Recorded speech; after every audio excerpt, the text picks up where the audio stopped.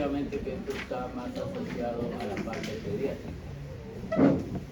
Por eso es que vamos a comenzar con lo que es desnutrición.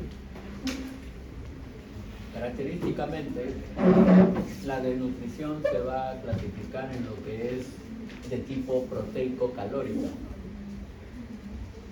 Antes mencionaban de que podía ser de ese tipo o podía ser al revés, calórico-proteica, ¿no? Y se mencionaban estas dos entidades. Hoy en día está designada solo como desnutrición proteico-calórica, porque va a estar en relación con proteínas, específicamente, ¿no? Específicamente mayor en lo que es esta segunda entidad, el cuachorco. Y la primera va a estar, aparte de ser también una deficiencia proteica, va a ser deficiencia en todos los nutrientes, ¿no? Carbohidratos, lípidos, también con algunos minerales, ¿no? Entonces vamos a tener lo concerniente al marasmo. Algunos le llaman a los niños que padecen de esta alteración como niños marasmáticos, es lo mismo. ¿Okay? En el marasmo prácticamente es una deficiencia de todos los elementos de la dieta, ¿no? Todos los elementos fundamentales van a estar ausentes en estos niños. Por lo general siempre se considera que es común en los países del tercer mundo, ¿no? Sobre todo se tiene como antecedente que la lactancia materna se suspende antes de cumplir la mitad de los 6 meses requeridos para la lactancia del niño. ¿Okay? Y a partir de ese destete, porque así se llama, ¿no? El niño tiene que subsistir con una dieta con calorías insuficientes. ¿Okay? Recordemos que los países del tercer mundo están incluidos en todos los países que corresponden al África, algunos de ellos son un poco más desarrollados, y entre esos países también está el nuestro, ¿no es cierto? Países subdesarrollados. Y en nuestro medio, la desnutrición sigue siendo un flagelo para nuestra niñez especialmente. ¿Okay? A pesar de que gobierno tras gobierno siempre ofrecen que van a bajar la tasa de desnutrición, la mayoría de ellos no lo cumplen, ¿no? Entonces siempre vamos a tener ese flagelo, la desnutrición de nuestros niños, ¿no? Y cuando se presenta lo que es el marasmo, prácticamente hay una disminución del peso corporal, que es algo lógico. También hay pérdida de la grasa subcutánea, ¿no? Hay aumento de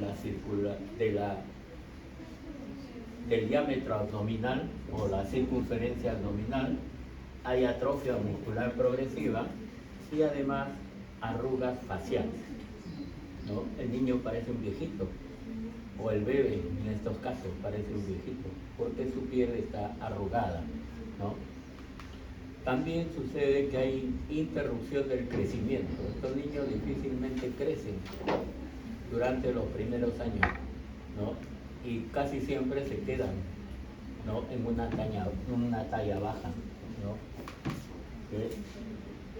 Sus signos vitales también van a estar igual, van a estar bajos, ¿no? Uno dice que probablemente después se corrijan, pero por lo general siempre van a estar disminuidos. ¿Sí? La diferencia con el cuachorco es que no presenta edema, este tipo de desnutrición, el marasmo. Y además, los niños, como toda persona desnutrida, es propensa a tener infecciones. ¿Sí? En el marasmo grave, por lo general se presenta como una anemia ferropénica severa, ¿no? En la niñez temprana, ¿sí? Y que puede provocar deficiencia intelectual permanente. no hay la adecuada oxigenación a las células cerebrales, ¿no? Por esa anemia notoria. Por eso es que van a cursar con una baja intelectual bastante notoria, ¿okay? Y es de por vida, ¿no? Por eso es que algunos niños tienen dificultades en progresar en sus estudios por este proceso anémico, ¿no? Y tienen que indicarles a los padres de que se trate con un psicólogo. Y a veces los padres no tienen para llevar al niño y que lo traten con el psicólogo, ¿no? Y así lo trata el psicólogo. Eso, lo que es prácticamente la deficiencia intelectual, ya no se puede corregir, porque su cerebro no está apto para funcionar adecuadamente, ¿no? Para dar esos avances intelectuales, ¿sí? Eso en lo que concierne al marasmo. A pesar de que presenta todas estas alteraciones, vamos a ver en un cuadro comparativo que el Kwashiorkor es mucho más letal, mucho más dañino, ¿no? El Kwashiorkor deriva de una deficiencia de proteínas en la dieta, específicamente proteínas, ¿no? Y recuerden que en nuestro medio, sin ir demasiado lejos, sin ir a la selva, ¿no? Sin ir a la sierra, nuestros pueblos jóvenes, los niños tienen deficiencia proteínica, ¿no? ¿Por qué razón? Porque los padres no tienen la suficiente cantidad de dinero para poder comprar alimentos, ¿no? Entonces siempre va a haber baja de proteína. ¿Y de qué se alimentarán generalmente? ¿De qué? Carbohidratos. Entonces siempre, como te dice, ¿no? No falta el pan en la mesa, ¿okay? El pan carbohidrato, y por lo general es lo único que van a comer estos niños, ¿no? Entonces, pero observen, ¿no? Si bien es cierto que hay déficit de proteínas, mayormente carbohidratos en su ingesta, ¿no? Lo característico en el Kwashiorkor es que el niño desarrolla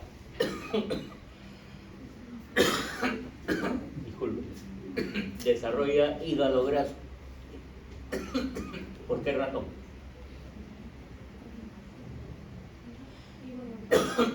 ¿Por qué razón desarrolla hígado graso?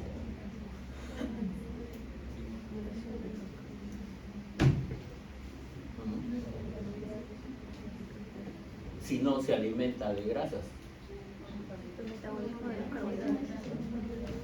Por los mismos carbohidratos, ¿no es cierto?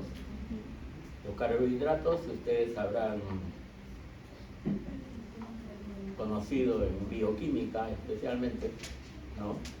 Que los carbohidratos al desdoblarse, ¿no? Una parte se convierte en glucógeno que se realiza en el hígado y así se deposita, pero una buena parte de esos carbohidratos pasan a convertirse en ácidos grasos y triglicéridos, ¿no? Es su mecanismo, ¿no? Metabólico. Entonces, por esa razón, los carbohidratos también, ¿no? Contribuyen a dar hígado graso. Y en estos niños es bastante evidente, ¿no? Si no, los pacientes diabéticos, por lo general al inicio son gorditos, ¿no? Pero conforme pasan los años, vuelven o hacen el cuadro diferente, son bien delgados, ¿no? Se adelgazan notoriamente. Y algunos de ellos desarrollan también hígado graso, porque su alimentación o la dieta se produce más, ¿por qué? Por el incremento de azúcares, ¿no es cierto? El azúcar aumentado en la sangre. Y esos azúcares también se van a convertir en grasas, ¿no? Entonces, una persona diabética va a tener también problemas de hígado graso, aunque no es tan notorio como en estos niños que son desnutridos, ¿no? Ahora, también se inicia este proceso, al igual que en el marasmo, con el destete temprano. No reciben la adecuada lactancia, ¿no? Y eso puede deberse a muchos factores, ¿no? Entre ellos es que la mamá también sea desnutrida, no va a producir la adecuada cantidad de leche. Por eso hay destete temprano, ¿no? Falta de lactancia materna. Lógico que no pasa como en algunos medios nuestros, ya en la capital, de que no dan de lactar al bebé por no malograr su estética, ¿no? Utilizan otros productos lácteos suplementarios. ¿Sí? Pero eso no sucede con el pachorco. Por lo general la mamá no produce la adecuada cantidad de leche y el destete viene a temprana edad. Recuerden ustedes que siempre se dice de que para que el bebé se desarrolle bien, necesariamente tiene que tener por lo menos ¿cuántos meses de lactancia materna? 6 meses. 6 meses, ¿no es cierto? Medio año. Medio año que es la etapa en la cual puede aprovechar muy bien todos los nutrientes que llegan por parte de la mamá. Pero hay algunos niños que pasan hasta el año, o alguna mamá le dan de lactar hasta el año, ¿no? ¿Ya? No hay contradicción en ese proceso, porque lo que indican los textos, sobre todo de pediatría, es de que hasta por lo menos 6 meses de lactancia para el nuevo ser. Máximo 1 año, más ya no. ¿Sí? Incluso también van a leer, o ya conocen ustedes, de que la lactancia es un impedimento para que la mamá desarrolle ¿qué? Cáncer de mama. Así es, ¿no? Es un factor que impide que desarrolle la mamá cáncer de mama. Y está demostrado, ¿no?, que aquellas damas que tienen cáncer de mama, por lo general no han dado de lactar lo suficiente a sus bebés. Lo han interrumpido antes de los 6 meses, ¿no? Pues se indica siempre, la lactancia es vital para evitar el desarrollo del cáncer de mama en la mujer. ¿Okay? Y recuerden que el cáncer de mama en la actualidad es el cáncer número 1 que afecta a las damas, ¿no? Ya hace buena cantidad de años que prácticamente ha despojado del primer lugar a lo que era el cáncer de cuello uterino, que hoy sigue figurando en el segundo lugar como causa de cáncer en la mujer. ¿Okay? Entonces, la lactancia es importante, por lo menos durante 6 meses para el recién nacido. ¿Okay? En el kwashiorkor también hay falla generalizada del crecimiento. Hay atrofia muscular progresiva, ¿no? Y la grasa puede parecer normal y además el niño tiene una apatía extrema. Recuerden siempre que en lo que es el argot popular se indica de que los niños siempre son traviesos, ¿no? O inquietos, nunca paran tranquilos. ¿Okay? Y eso indica de que está normal, ¿no? El hecho de ser inquieto, de ser intranquilo, prácticamente está reflejando de que el niño no tiene algo que impida su desarrollo, ¿no? En cambio, cuando hay desnutrición, el niño se muestra apático, totalmente. Y es prácticamente lunar cuando se reúnen varios niños, ¿no? Es el único que está quieto.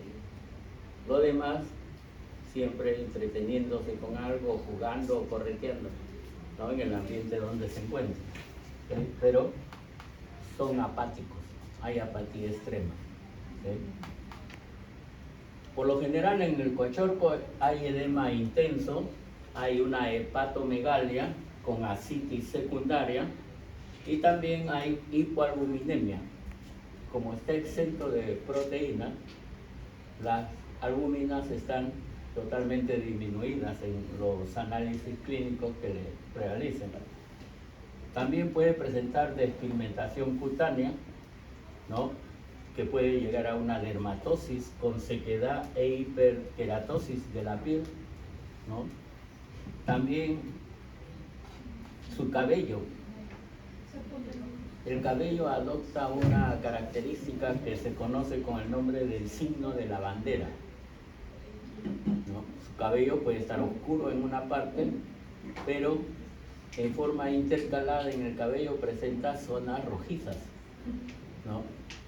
Algunos van a decir, bueno, qué bonito que tiene tu cabello rojizo, ¿no?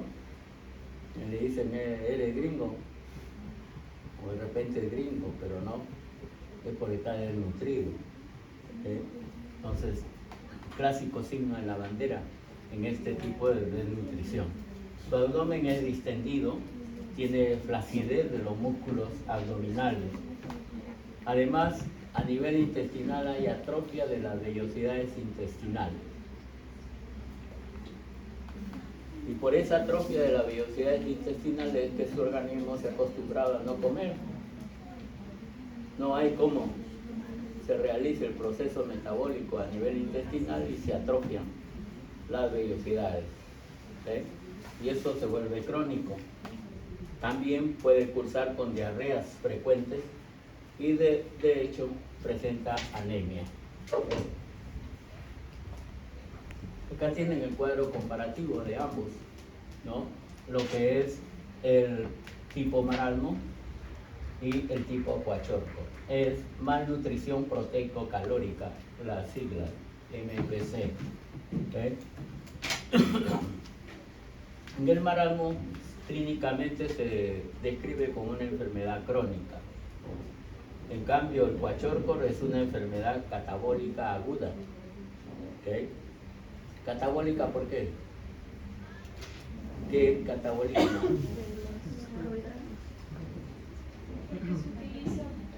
¿Cómo?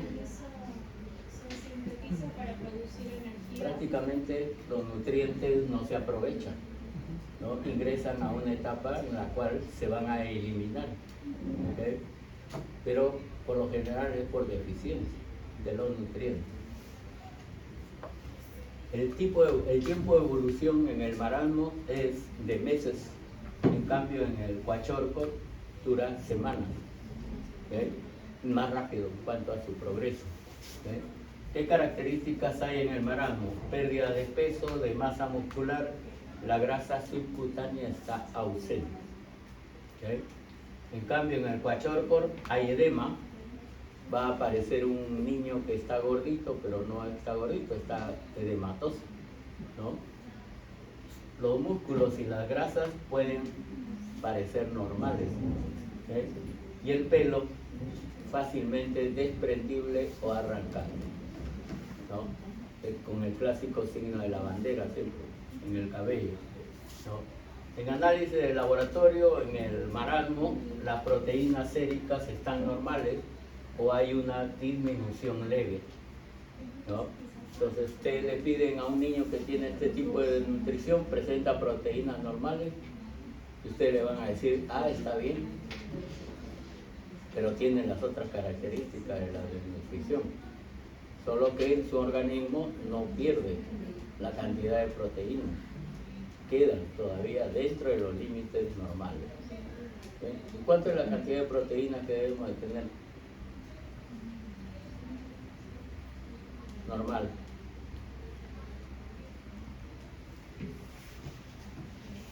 ¿Se acuerdan? ¿Puede repetir la pregunta?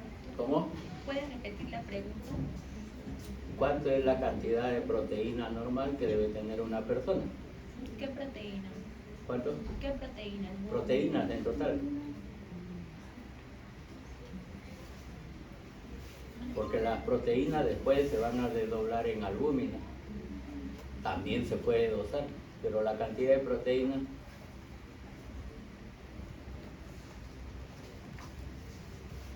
A ver, tarea.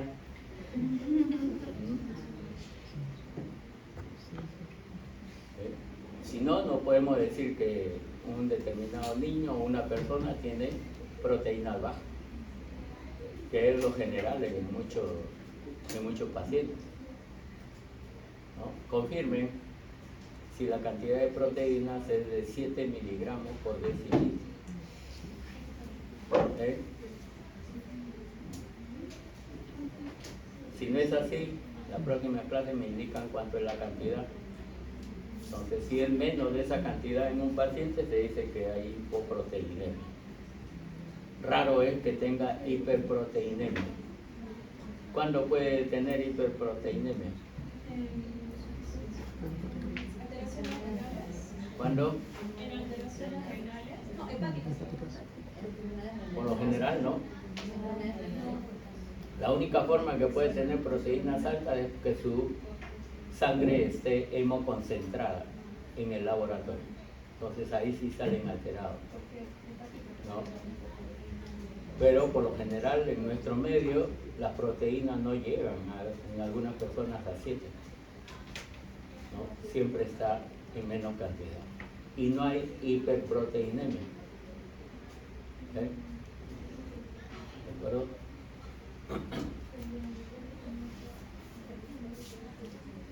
En cambio, en el Kwashiorkor, la albúmina sérica, que es una fracción de las proteínas, está más disminuida todavía, está menos de 2.8 miligramos por decilitro. ¿Okay? Entonces, de hecho, hay una hipoproteinemia también en ambos casos. ¿Okay? El pronóstico en el marasmo es variable y depende de alguna enfermedad subyacente. Recuerden que los desnutridos siempre tienen infecciones sobreagregadas, por lo general. En cambio, en el Kwashiorkor, el pronóstico es malo, ¿no?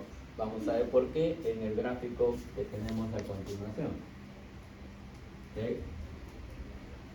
Este es un gráfico que está en uno de sus textos de patología, que es el de Rubin, ¿no? Robin no, está en el de Rubin, que tiene en primera instancia el signo de la bandera en cuanto al cabello, ¿no? Zonas claras y zonas oscuras que se intercalan en el cabello de estos niños. ¿Eh? Además de ello es que son fácilmente desprendibles, ¿no?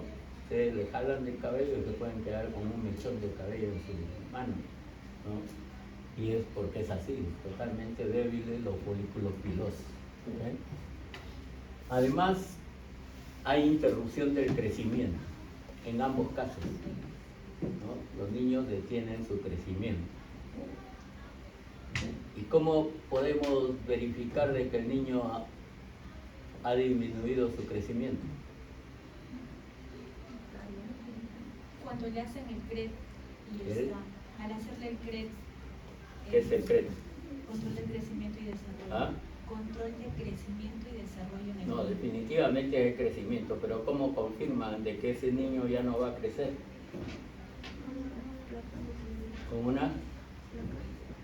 ¿Con qué examen?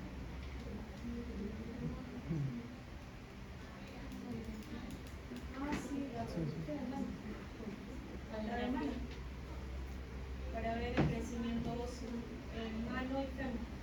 Por lo general en huesos largos, ¿no? Y por lo general se toma radiografía de la pierna, ¿no? O del muslo. Por lo general se toman en las piernas porque ven la unión epifisiaria, ¿no? La epífisis se va a unir con la diáfisis siempre, y en los niños es normal ver la línea de osificación. Se ve como una línea que se le denomina la línea de crecimiento. ¿Ve? Mientras exista esa línea, se va a considerar que el niño puede seguir creciendo.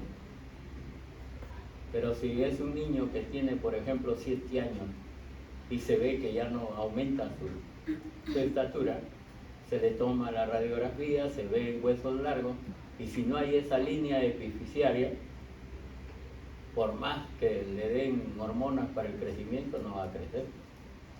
Se ha detenido el crecimiento de esos huesos largos. Recuerden que los huesos largos es el que determina nuestra estatura, ¿no es cierto? Entonces, si no hay esa línea epifisiaria, ya no hay crecimiento. En los niños es frecuente encontrar la línea epifisiaria. Es un signo para que el niño pueda crecer. También cursa con anemia, ¿no? Luego hay atrofia muscular progresiva, es un niño totalmente adelgazado, sus masas musculares están muy venidas a menos, y en el cuachorco desarrolla esteatosis hepática. Por eso es que el hígado está acá pintado de amarillo. Normalmente, ¿de qué color debe ser el hígado? Violáceo, guinda. Rojo vinoso, ¿no? O rojo guinda. ¿Eh? Algunos le llaman color concho de vino. ¿Eh? Debe ser así, el color normal. Pero cuando está alterado el hígado, sobre todo en una desnutrición severa, se va a volver de este color, se va a ver amarillo. Por eso, si ustedes cuando roten por hospitales y tengan oportunidad de ir al servicio de patología y hay una autopsia, no se pierdan de ver la autopsia, porque así nomás no hay autopsias hoy en día, ¿no? Lógico que tienen que ir con su mascarilla, ¿no? Para poder entrar a la sala de necropsia, ¿no? Que le autoricen el médico que va a hacer la autopsia sobre todo, ¿no? Para que puedan ver cómo es el procedimiento y qué es lo que se tiene que ver en esa autopsia. En las autopsias hay parciales y hay autopsias totales. La autopsia parcial es cuando el médico solicita que solamente en una determinada cavidad se realice la exéresis de los órganos, ¿no? Por ejemplo, de repente tienen un caso de cirugía abdominal que por haber razones ha muerto el paciente, el médico va a querer solo que le hagan la autopsia de la zona abdominal. Entonces tienen que abrir el abdomen, extraer los órganos que están en esa zona y ver qué ha pasado, ¿no? Pero la autopsia total sí implica todas las cavidades y además el cerebro, la cavidad craneana, extirpar el cerebro y se extirpa todos los órganos. Lógico que no vas a extirpar arterias, venas, músculos, eso no se toca, porque la finalidad de la autopsia no es deformar al cadáver, ni tampoco seccionar al cadáver. Sí podemos ver las estructuras internas. Pero hoy en día las autopsias son pocas. ¿Por qué razón? Porque en los hospitales del Estado o del Seguro Social requieren de autorización del familiar y sobre todo el familiar directo, ¿no? Entonces, muchos consideran de que al cadáver de su familiar no se le debe tocar, ¿no? Por ciertas creencias, pero sí algunos mencionan de que sí lo pueden cremar, ¿no?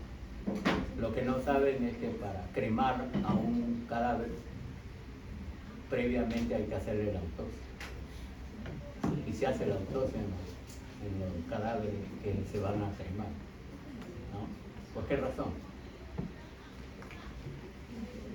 Por razones médico-legales, ¿no? Porque de repente el cadáver de esa persona ha sido objeto de asesinato, ¿no? Entonces se puede descubrir en una autopsia. Pero si se autoriza así nomás la cremación, salvo que tenga una enfermedad crónica y se conozca de que ha muerto por esa enfermedad mediante certificación médica, ahí sí. Pero por lo general a veces hay que hacer autopsia, ¿no? Y les menciono de que por lo menos vean la autopsia porque tienen que ver cómo se realiza, ¿no? Y qué es lo que se tiene que ver en los órganos macroscópicamente, y sobre todo el órgano que ha llevado a la muerte al sujeto, ¿no? Entonces hay que tener eso en cuenta. Lo otro es de que ustedes van a hacer el serum, ¿no? Hoy en día van con título. En mi época íbamos sin título. Después en mi época le llamaban Cecilia, después de Cecilia nos daban el título, ¿no? ¿Por qué van con título ahora? Porque si matas a alguien, puedes justificar que sí. Por aspectos médico-legales, sobre todo, de cualquier tipo, no solamente por algún hecho contra la vida de una persona. Pueden haber casos de violaciones, ¿no? Que se describen mucho en algunos profesionales médicos, ¿no? Entonces, también. Pero a lo que voy, de que en el CECIGRA, usted por lo general siempre le va a tocar en lugares apartados. Los que no quieren ir fuera de Lima, se quedan en Lima y no les pagan por ese año que van a cursar el CECIGRA. En el CECIGRA, mientras uno vaya a provincia, sí nos pagan, ¿okay? Nos dan nuestro sueldo mensual, ¿okay? Entonces, y si por haber razones en esa rotación que tengan de CECIGRA les toca una ciudad bastante distante de las capitales del departamento, por lo general es así, y por haber razones también el fiscal pide que el médico que esté ahí realice una autopsia en cualquier cadáver, sea por asesinato o no solamente por enfermedad. ¿Qué harían ustedes si no conocen cómo se hace una autopsia?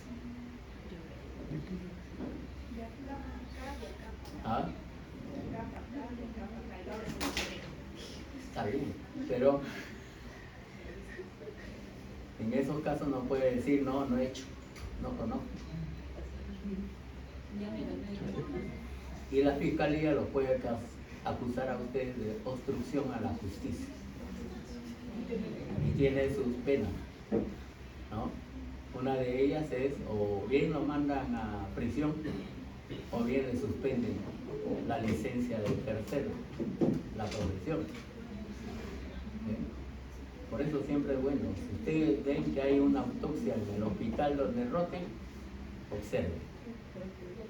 Pero también hay otra salida, ¿no? En esos lugares distantes hay personas que no son médicos, tampoco son técnicos o tecnólogos, pero hacen las autopsias. Prácticamente es por empirismo. Alguien les enseñó y ellos hacen la autopsia. Y siempre hay alguien en un centro de salud que se dedique a hacer autopsia, ¿no? Entonces, si a ustedes les toca un lugar bastante distante y les señalan por fiscalía que tienen que ir y hacer una autopsia, relaciónense bien con esa persona, porque él lo va a salvar de esa circunstancia. Incluso les va a enseñar, porque tantas veces ha hecho autopsia que le va a decir tiene que hacer esto, incluso para llenar el documento, ¿no? Porque ya conocen prácticamente cómo es el proceso judicial. Entonces, siempre es bueno que ustedes se orienten, ¿no? Aunque las autopsias en hospitales son pocas, como les repito, por la autorización familiar. En cambio, en medicina legal, medicina forense, a todos los fallecidos se les hace autopsia, sin necesidad de autorización de la familia, ¿no? Entonces, otro lugar donde pueden ir y ver cómo se hace una autopsia es en la morgue, ¿no? Todas las capitales de departamento tienen morgue. Entonces, ahí todos los cadáveres que son prácticamente que tienen muerte por mano ajena o mano propia, en los casos de suicidio, van a la morgue. Entonces, no se olviden, es bueno ver siempre una autopsia. Volviendo al tema, entonces, estas son las características que va a tener un niño con cuachón, ¿no? Siempre hay que observar el hígado, cómo se ve en el color. Yo tuve oportunidad de ver un niño en el cual su hígado estaba totalmente amarillo, ¿no? El que menos pensaba tenía hepatitis, ¿no? Que cuando hay hepatitis se vuelve así, amarillento o verdoso. Pero no, era un niño desnutrido, en el cual prácticamente la grasa era lo que primaba como nutriente. Bien, asociado a las proteínas, ustedes van a tener estos elementos que son los aminoácidos. Y entre todos los aminoácidos, esta es la lista bastante amplia, entre todos los aminoácidos que tenemos, los que se consideran esenciales, que nunca deben faltar en la dieta, son estos: la fenilalanina, la isoleucina, la leucina, lisina, metionina, treonina, triptofano y valina. Todos ellos son parte de las proteínas. Hay otras que son condicionadas, aminoácidos esenciales condicionados. Es que tienen que tener alguna otra coenzima para poder funcionar adecuadamente, ¿no? Entre ellos tienen la cisteína, la histidina y la tirosina. Entonces, y los que figuran en esta lista no son esenciales. Es una larga lista también, ¿no? Que si le ofrecen algo de este tipo de aminoácidos, no va a ser útil para nuestro organismo, porque no son esenciales. Por eso la deficiencia de aminoácidos esenciales se manifiesta siempre como deficiencia de las proteínas. Bien, luego pasamos a lo que es las carencias vitamínicas. Recuerden ustedes de que siempre, desde pequeños, nuestros padres han estado preocupados, salud, de ver qué vitaminas nos hace falta, ¿no? Nos pasa algo, no, te falta vitamina tal. Entonces, a comprar ese producto que tenga esa vitamina.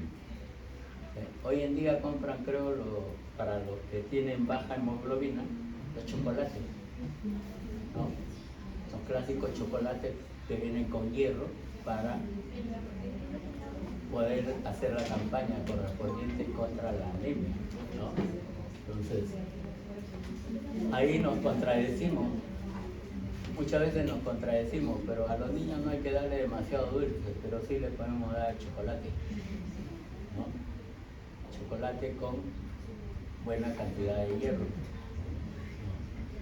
Bien. La deficiencia de vitaminas están prácticamente diseñadas para lo que es la vitamina A, la vitamina D, la vitamina C y la vitamina B.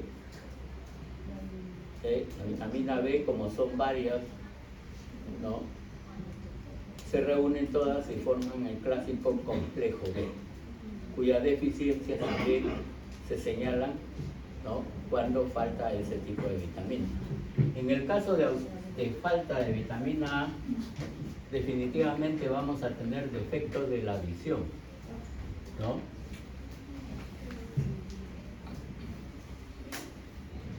Y ustedes se preguntarán, ¿qué animalito comen bastante zanahoria? Los conejos, ¿no es cierto? ¿Verán bien? Claro que sí, ¿no? ¿Por qué? Porque los conejos por lo general, si encuentran no pisos así naturales, si no encuentran pisos de tierra, escarban rápidamente y se introducen, hacen sus cavernas ahí debajo de la tierra. Y pueden ver en la oscuridad, ¿no? Prácticamente sus ojos están adaptados porque tienen una buena cantidad de vitamina A. Y siempre que tenemos deficiencia vitamínica, cuando hemos estado niños, toma tu jugo de zanahoria, ¿no?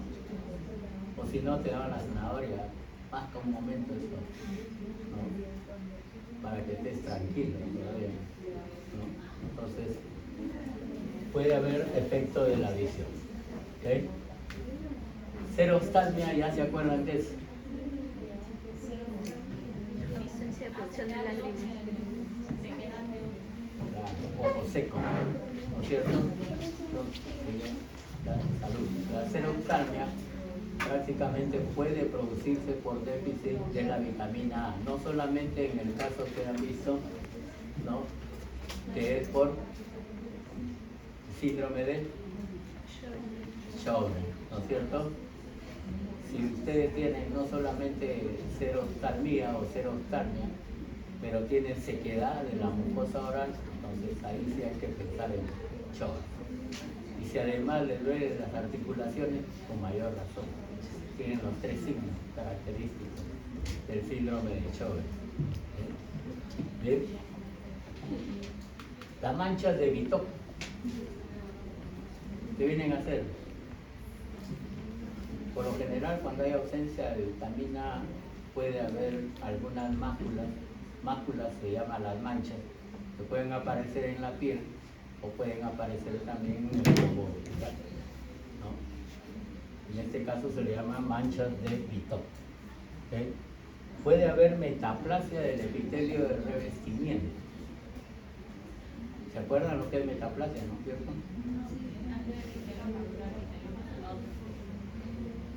Así es, ¿no?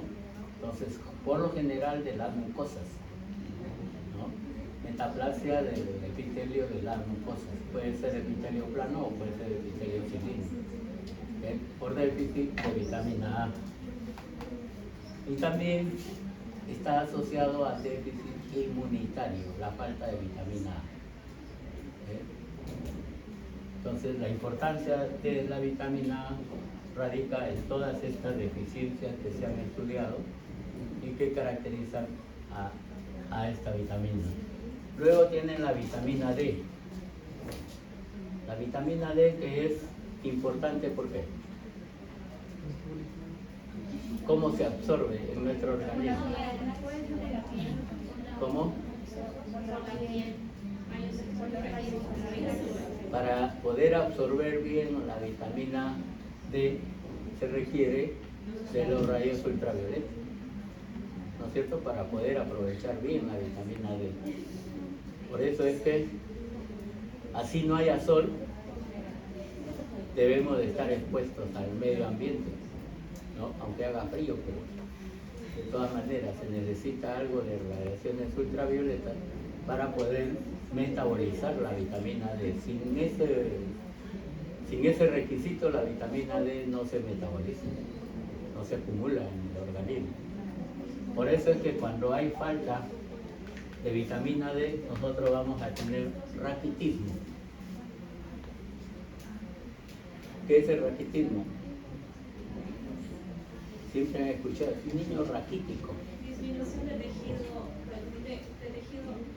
de proteína, músculo y tejido adiposo. Así es, ¿no? Entonces, es un niño sumamente adelgazado, ¿no es cierto? Y en los adultos, ¿cómo se llama esa deficiencia? Porque también afecta a adultos, ¿no?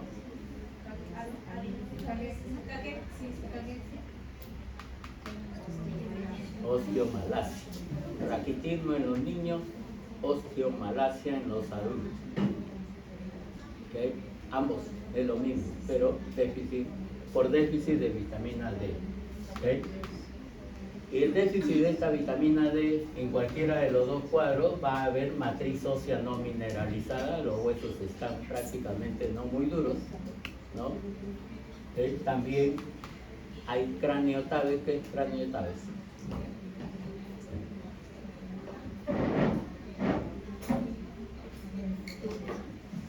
Craniotabes está asociado a algunas alteraciones anatómicas a nivel de la columna, ¿no? Desde la región craneal, desde el cuello hasta todas las porciones de la columna. También hay un rosario raquítico que se presenta en la misma zona, ¿no? Toda la estructura anatómica va a estar alterada, sin buenas masas musculares ni buen tejido celular subcutáneo, ¿no? En algunos mencionan que hay el surco de Harrison, ¿no? No he logrado conocer qué es, así que tarea también, cerca déficit de vitamina D, y a qué se conoce con nombre de surco de Harrison. Luego tenemos lordosis lumbar. ¿Qué es la lordosis?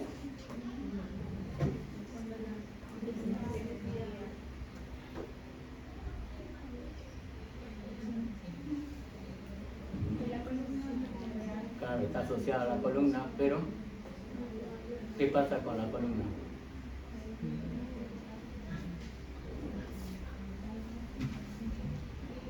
¿Se va a producir lo que llamamos clásicamente joroba?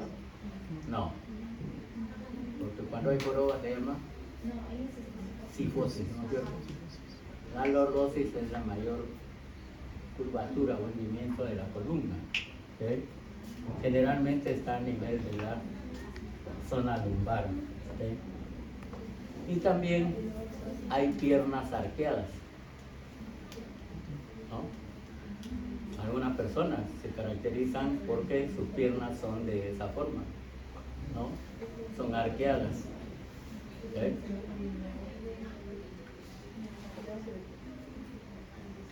Luego, el déficit de vitamina C, ¿qué va a producir?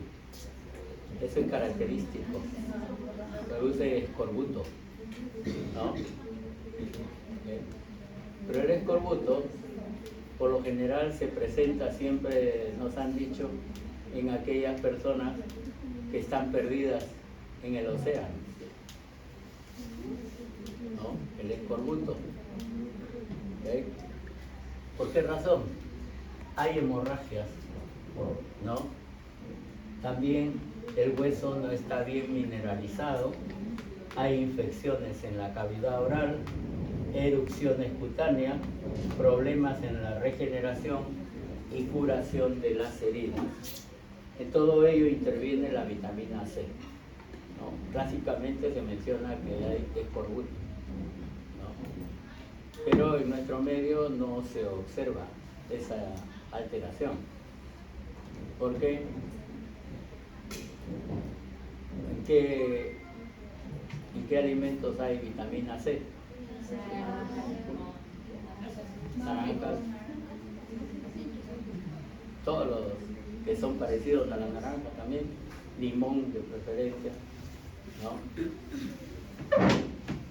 Limón, naranja, la mandarina y algunas otras frutas tienen también, ¿no? Una buena cantidad de vitamina C. Algunos dicen vitamina C de cebada, no es, ¿no? Porque al hablar de cebada se refieren a otra cosa, ¿no? Bien, acá tienen un cuadro también de lo que es la deficiencia de vitamina A. ¿Qué es lo que presenta? Como he dicho, la ceguera nocturna, ¿no? Son personas que no pueden ver bien en la oscuridad, ¿no? Y a veces nosotros tenemos esa deficiencia cuando estamos en una función cinematográfica, ¿no? Estamos en plena película, se nos ocurre de repente ir al servicio higiénico y tenemos que salir, si no hay luces en el piso, no tenemos cómo orientarnos, ¿no? Algunas personas es difícil orientarse en la oscuridad, ¿no? Y prácticamente es por este déficit. ¿Okay? ¿Dónde se encuentra la rodopsina?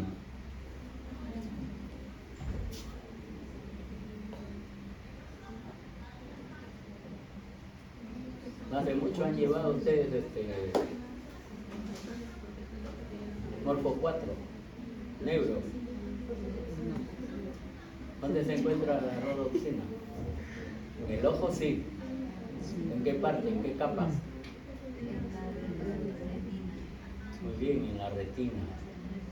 Y específicamente de la retina, ¿cuál?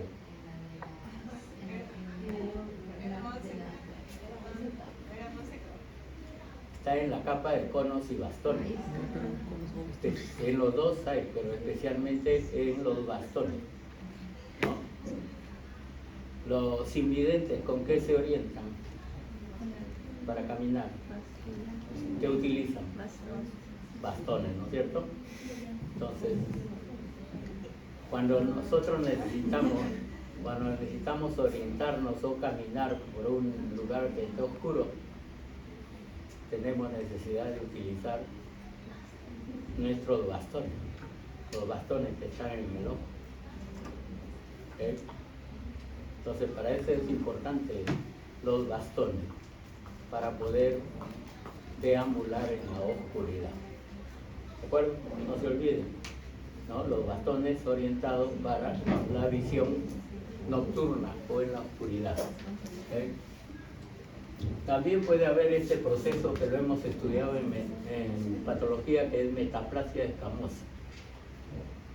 ¿Qué es metaplasia? ¿Ah? El cambio, claro, el cambio de un tejido maduro por otro también maduro, pero de la misma estirpe. Entonces un epitelio cambia por otro epitelio diferente, ¿no? En este caso, nosotros vamos a tener cambios de las mucosas, ¿no? Puede ser a nivel de la conjuntiva, ¿no? Donde podemos tener xeroftalmia, ¿no? Que es lo que hemos mencionado como ojo seco. En la córnea se puede presentar la queratomalacia. ¿Qué será la queratomalacia? Incluso el ojo seco y la queratomalacia pueden evolucionar hacia la ceguera. ¿Okay? La queratomalacia por lo general se presenta cuando hay ulceraciones corneales, ¿no? Recuerden que la córnea nunca debe estar seca, ¿no es cierto? ¿O sí? Siempre debe estar húmeda para evitar que se formen las úlceras o este proceso de queratomalacia. ¿Okay?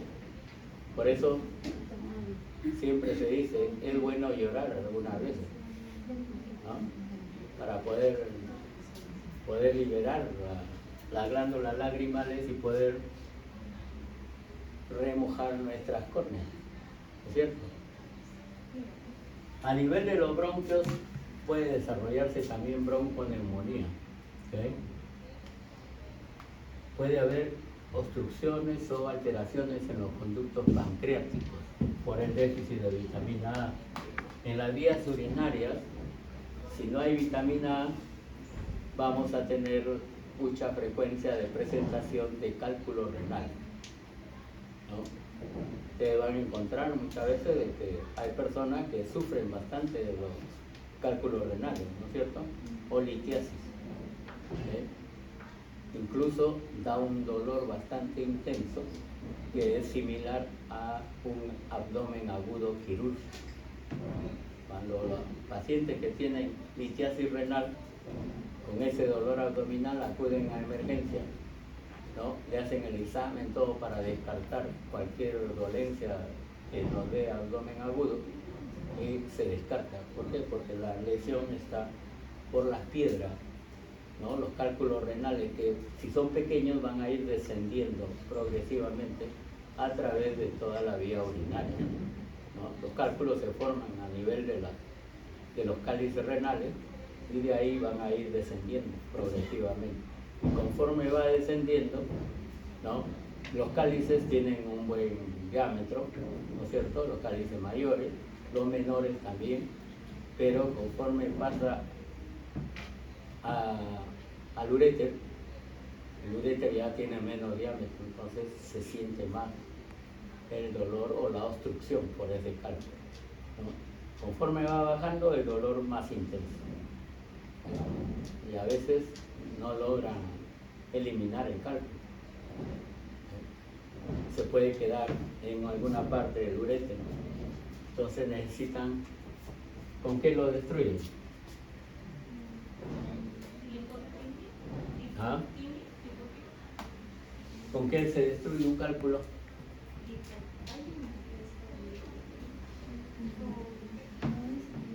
Algunos utilizan ultrasonido, ¿no? Para poder destruirlo, así poder eliminar, una vez destruido, eliminar el cálculo. Pero algunas personas indican de que, o algunos colegas indican que es contraproducente el ultrasonido, porque a veces no solamente destruyen la piedra o el cálculo, sino también pueden destruir algunas estructuras orgánicas. Esta es la foto de una queratomalacia, la córnea ulcerada específicamente, lo que causa ceguera, lleva a ceguera en estos pacientes. El déficit de vitamina C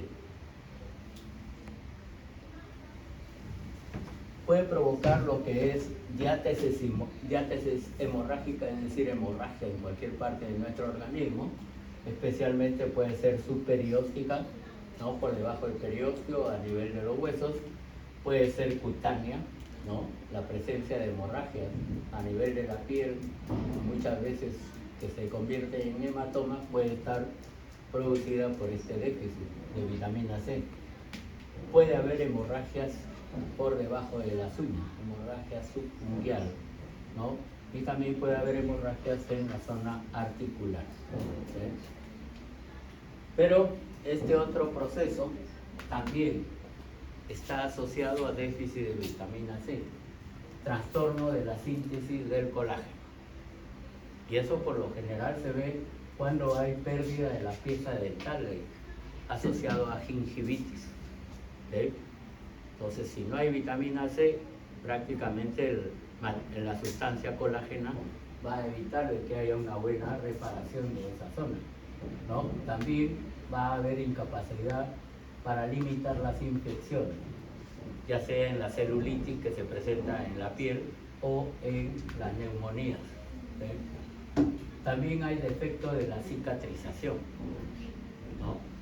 Ustedes tienen que por haber razones una herida no cicatriza bien, lo que más conocemos es que el paciente puede ser diabético, ¿no?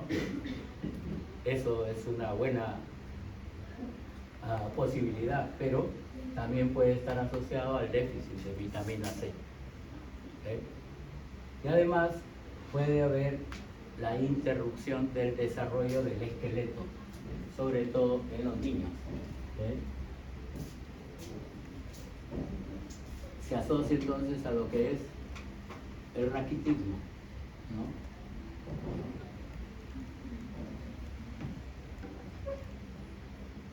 Bien, luego tenemos el complejo B, que es una serie de 8 variantes de la vitamina B, ¿sí?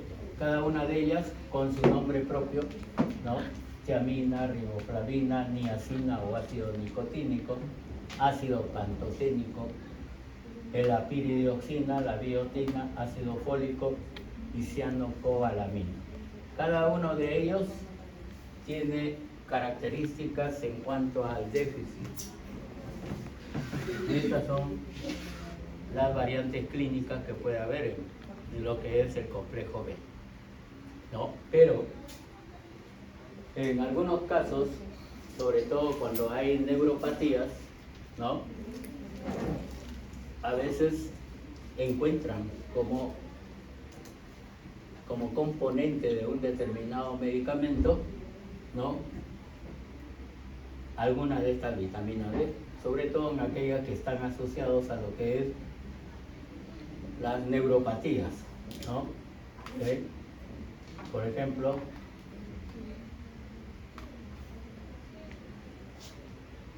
en los casos de desnutrición grave es común, no solamente hay déficit de vitamina B, sino también de otros nutrientes, ¿no?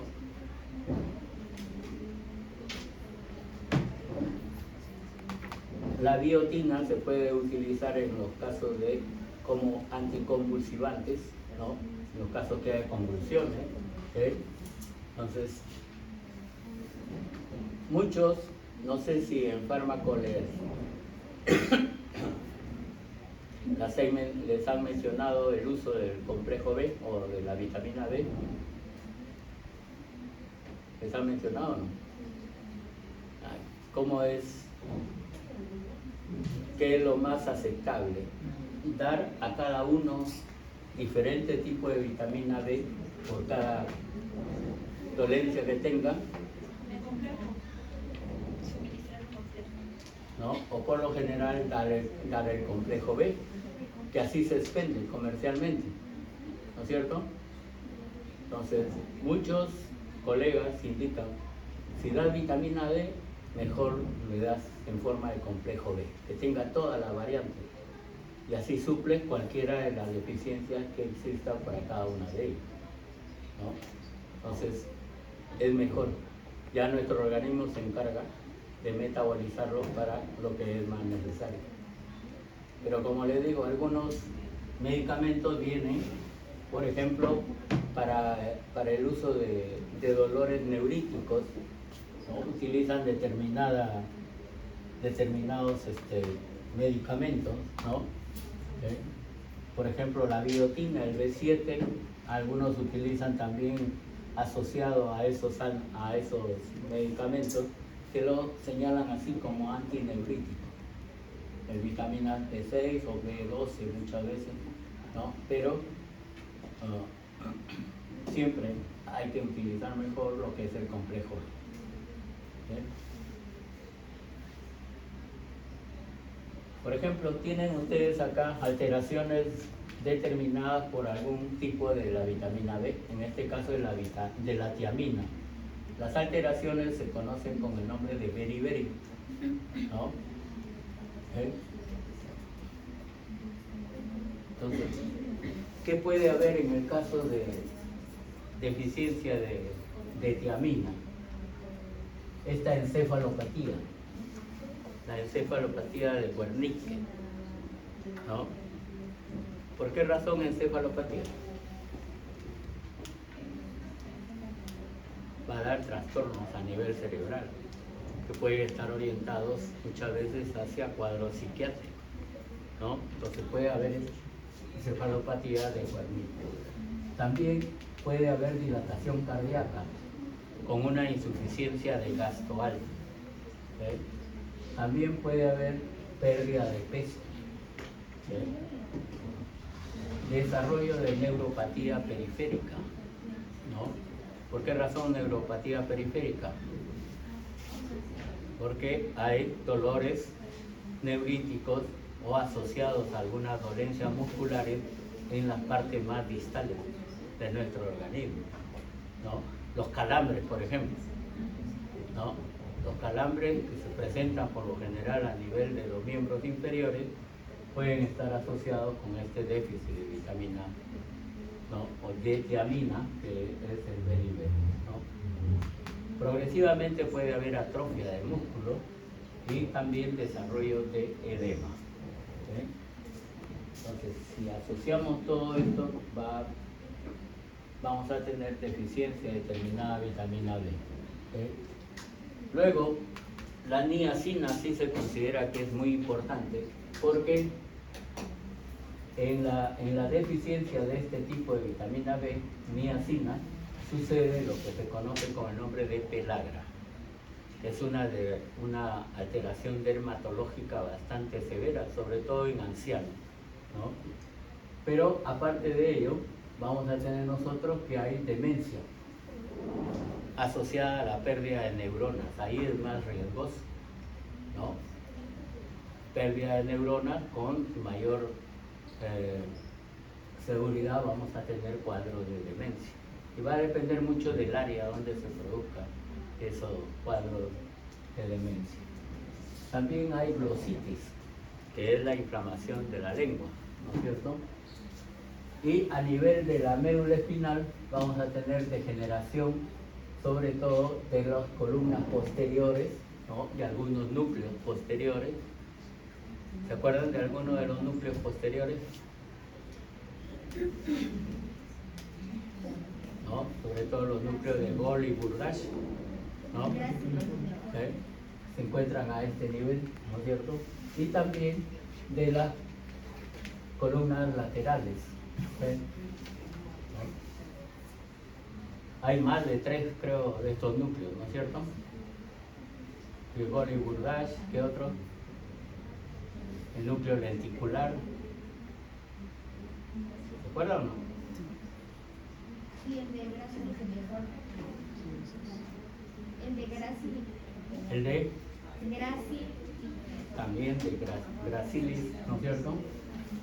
Entonces, con el déficit de esta vitamina, sobre todo de la niacina, vamos a tener problemas a nivel de la médula espinal. Y observen que están orientados más hacia las astas posteriores, ¿no? Las astas posteriores son ¿de qué actividad en la médula espinal? Sí. Sensitiva, así es.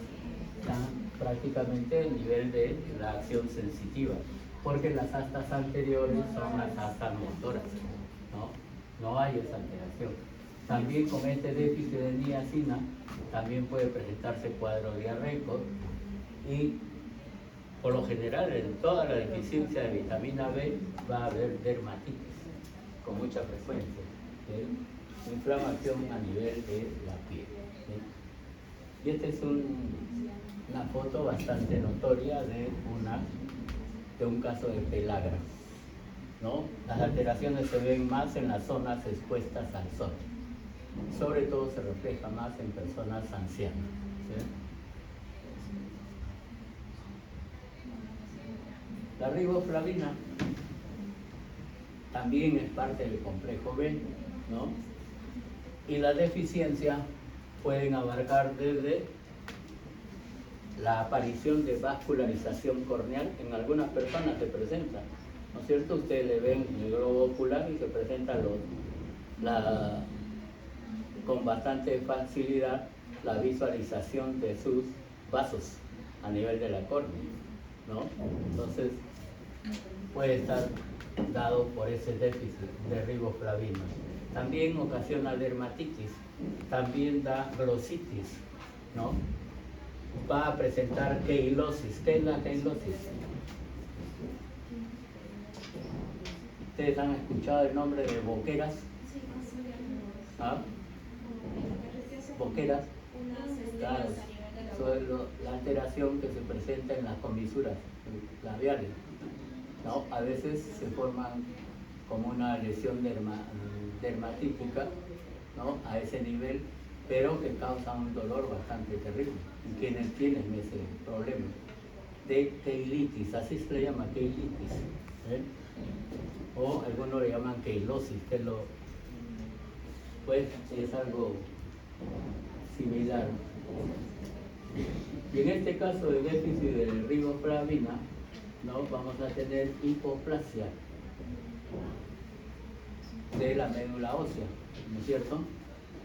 ¿Okay? Por lo cual cursa con anemia y también esa hipoplasia de hecho definitivamente es de eritrocitos. ¿Okay? Hipoplasia eritroide. Hipoplasia es la baja producción, ¿no es cierto?, de la serie eritroide o de los eritrocitos. Por eso es que cursa con anemia. Bien, creo que estamos llegando a la parte final. Y es lo que se refiere a los oligoelementos. ¿Ves?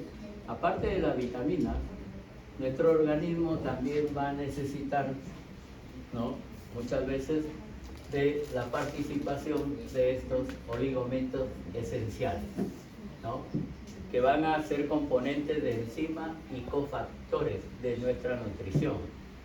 Entre ellos tienen una serie de metales, ¿no?, que se traducen, ¿sí?, hierro, cobre, yodo, zinc, cobalto, selenio, ¿no?, silicio, flúor, aluminio. Entonces, todos esos elementos nunca le hemos prestado atención si es que hay déficit de ellos en nuestro organismo, ¿no?, es parte de los minerales, pero no es que tengamos una mina dentro de nosotros, pero muchos de ellos son necesarios. Entonces, por ejemplo, tienen trastorno del zinc, está relacionado con hipogonadismo y el enanismo en los varones. Hipogonadismo referido a sus genitales, bastante pequeños, ¿no es cierto? Y disminución de la talla en los varones. También puede desarrollarse acrodermatitis enteropática, que prácticamente es un trastorno hereditario del metabolismo del zinc. Puede verse en algunos niños, ¿no? También se observa trastornos que desencadenan mala absorción. Por ejemplo, muchos lo asocian a la enfermedad de Crohn, que se presenta a nivel intestinal, que es el intestino delgado, que es el encargado de realizar la absorción, ¿no es cierto? También con el estrus celíaco, con la cirrosis y el alcoholismo. Entonces, no hay que descuidarse de este mineral, del zinc. Ahora, la enfermedad de Crohn, ¿tienen referencia sobre ella? ¿Ah?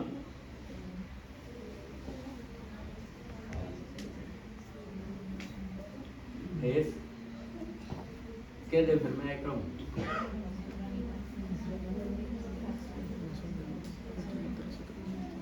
Observen acá, este es un niño que tiene deficiencia de zinc. Hace una dermatitis hemorrágica, sobre todo alrededor de los ojos y de la cavidad oral. Entonces, en eso es importante, pero muchas veces para que se presente así en niños es porque tienen algún defecto genético, ¿no? Hay que estudiarlo bien y ver cuál es ese defecto, ¿no? Les preguntaba, ¿la enfermedad de Crohn qué es?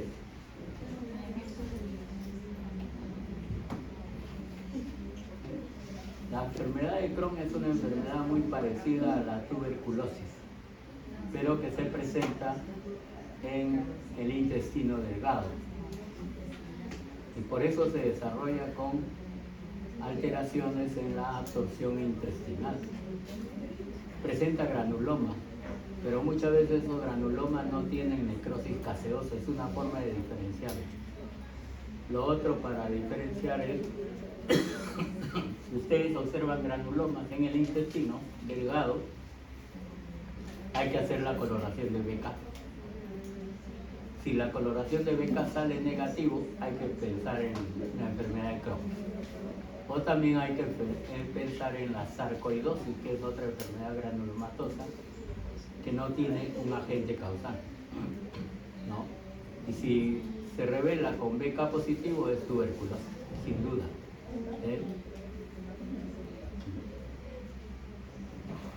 Bien, la enfermedad de Crohn, la sarcoidosis, se presenta en el intestino, en la tuberculosis también. Una de las alteraciones que da es el síndrome de mala absorción. Todas esas alteraciones conllevan a ese síndrome. Recuerden que el síndrome no tiene un agente causal definido. Por eso, en la enfermedad de Crohn, en la sarcoidosis intestinal y en la tuberculosis, al inicio no hay diferencia. Todos se presentan con granuloma en ese orden. Ya si hacen BK y sale positivo, de frente dicen, ya no es un síndrome, es una enfermedad que es la tuberculosis específicamente. Bien, también se indica de que el déficit de cobre, que es muy raro, ¿no? Pero por lo general está asociado a alteraciones de tipo hereditario.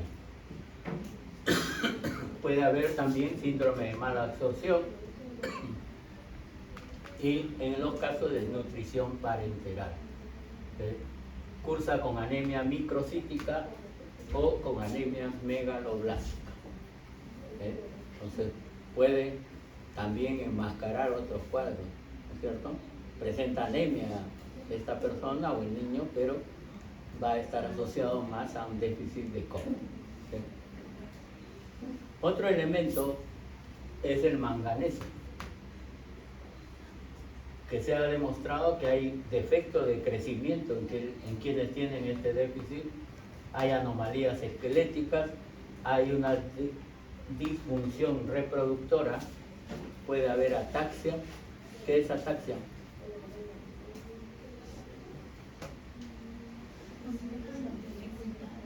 ¿Qué es ataxia?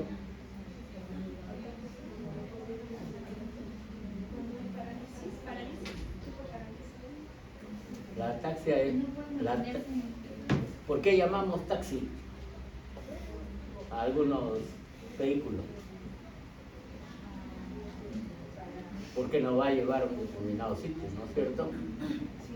¿Sí? Y la ataxia es sin orientación. Vamos a estar desorientados totalmente en estos casos, ¿no? Ataxia. Y pueden haber convulsiones, también por el déficit de manganeso. Y sobre todo, este déficit se da porque uno está expuesto a que se absorba en nuestro organismo prácticamente este elemento por cuando se absorbe de las zonas industriales, de las fábricas que utilizan este elemento. Y cuando se absorbe a nuestro organismo, ¿no? Puede ocasionar cuadros similares al Parkinson, ¿no? Que es una enfermedad neurodegenerativa, ¿no es cierto? Entonces, muchos lo asocian con excesos de este elemento, el manganeso. Muy bien, ¿alguna pregunta? ¿No hay? Bien, por lo demás, ratificamos lo que dice ahí. Muchas gracias. ¿No? Su compañera que debían hacerse